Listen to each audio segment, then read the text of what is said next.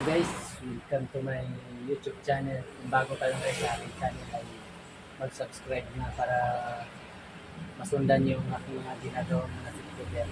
Ngayon guys, ang gagawin natin ay Toyota Innova 2023. Ito yung leader na ginagawa namin ay German Hilux leader. Quality, quality talaga ito.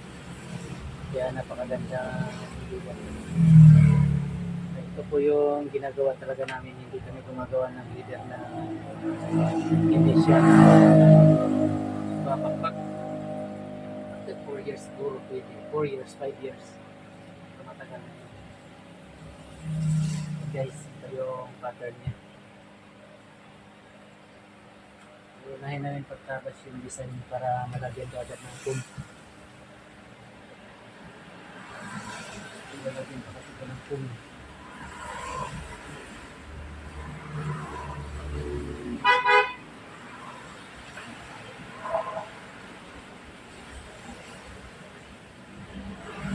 Dalawang klase kasi yung Toyota Innova yung 2022 saka ang pagka-iba kasi nito mayroong with armrest na yung natutumba sa second row, yung isa buo lang siya. Ito guys, buo lang siya sa second row, wala na siyang armrest. Kaya dalawang klase yung pattern niya. Ito yung design niya. Sundan na ito. Kumurba yung design niya pagkakabit. Sa mga mayroong sasakyang Innova dyan, pwede naman kayong order sa akin. Mag-subscribe lang kayo sa akin at mag-visit sa number na iniwan ko dyan sa aking YouTube channel.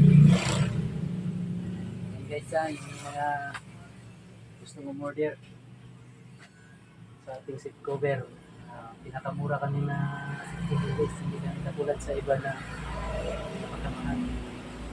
Kasi ako mismo yung gumagawa, wala akong tauhan, kaya mas mura ako maningin. Yan lang yung kaibahan namin. Para parehas naman siguro yung mga materials.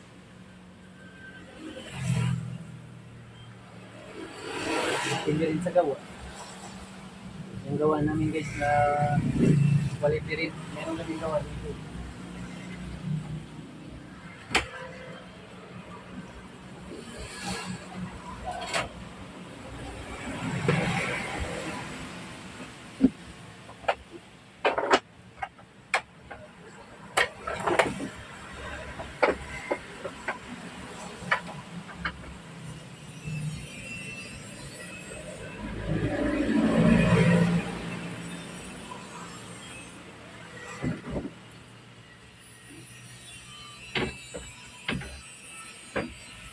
So guys, ito pa ginawa ng may-ari yung Toyota Ris. Ang justice niya ay gray. Ganda yung pagkagawa nito.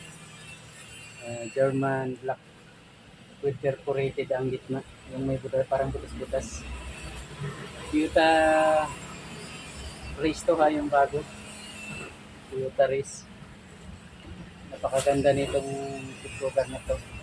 Ready to install na to kung mayroong mag-order din ito. Kaso may pangalan dito, parang hindi pa yata kukunin sa may-ari. Inaantay rin yung isang nag-order sa kanya kung kukunin ba o hindi. Kaya ito muna yung inantay kung kukunin ba. Pero kung hindi kukunin, pwede naman ito ibenta rin. Papalitan lang yung name kasi may putol naman yung design.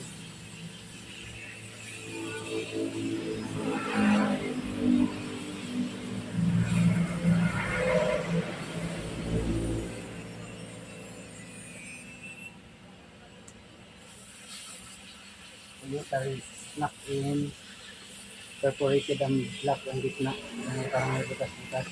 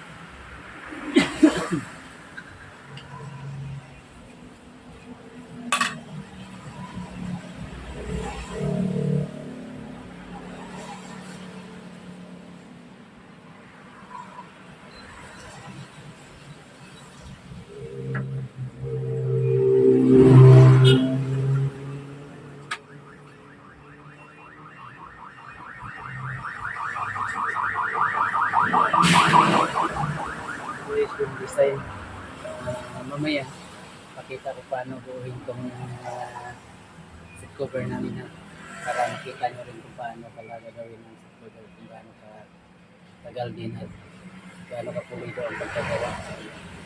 So ganito guys, Ah, ito lang muna sinampulo kung paano mag-start na gumawa ng seat cover. Mamaya ipakita kung paano mag-gawa. Thank you guys. Thank you sa pag-subscribe nyo sa akin.